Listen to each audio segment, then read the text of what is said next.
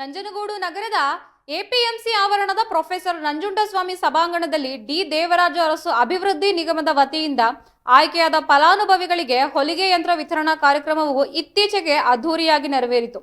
ಕಾರ್ಯಕ್ರಮವನ್ನು ನಂಜನಗೂಡು ಶಾಸಕರಾದ ದರ್ಶನ್ ಧ್ರುವ ನಾರಾಯಣ್ ಅವರು ಉದ್ಘಾಟಿಸಿದ್ದು, 2024-25ನೇ ಸಾಲಿನ ಯೋಜನೆಯಡಿ ಸುಮಾರು 17 ಮಂದಿ ಫಲಾನುಭವಿಗಳಿಗೆ ಸುಮಾರು 3 ಲಕ್ಷ ರೂಪಾಯಿ ವೆಚ್ಚದಲ್ಲಿ ಹೊಲಿಗೆ ಯಂತ್ರಗಳನ್ನು ವಿತರಿಸಲಾಗಿದೆ. ಈ ಯೋಜನೆಯು ಮಹಿಳೆಯರ ಆರ್ಥಿಕ ಸಬಲೀಕರಣಕ್ಕೆ ಸರಾಗವಾಗಲಿದ್ದು ಎಂದು ಶಾಸಕರು ದರ್ಶನ್ ಧ್ರುವ ನಾರಾಯಣ್ ಅವರು ಈ ಸಂದರ್ಭದಲ್ಲಿ ಅಭಿಪ್ರಾಯ ವ್ಯಕ್ತಪಡಿಸಿದ್ದಾರೆ. ಫಲಾನುಭವಿಗಳನ್ನು ಉದ್ದೇಶಿಸಿ ಮಾತನಾಡಿದ ಶಾಸಕರು, ಮಹಿಳೆಯರು ಈ ಯೋಜನೆಯ ಸದುಪಯೋಗ ಪಡೆದುಕೊಂಡು ಸ್ವಾವಲಂಬಿ ಜೀವನ ನಡೆಸಬೇಕು ಮತ್ತು ಕುಟುಂಬದ ಆರ್ಥಿಕ ಜವಾಬ್ದಾರಿಗಳನ್ನು ಸಮರ್ಥವಾಗಿ ನಿಭಾಯಿಸಬೇಕು ಎಂದು ತಿಳಿಸಿದ್ದಾರೆ. ಮಹಿಳೆಯರು ಸ್ವಂತ ಉದ್ಯೋಗ ನಡೆಸಲು ಮತ್ತು ಆರ್ಥಿಕವಾಗಿ ಸದೃಢರಾಗಲು ಇದು ಸಹಕಾರಿಯಾಗಲಿದೆ ಎಂದಿದ್ದಾರೆ.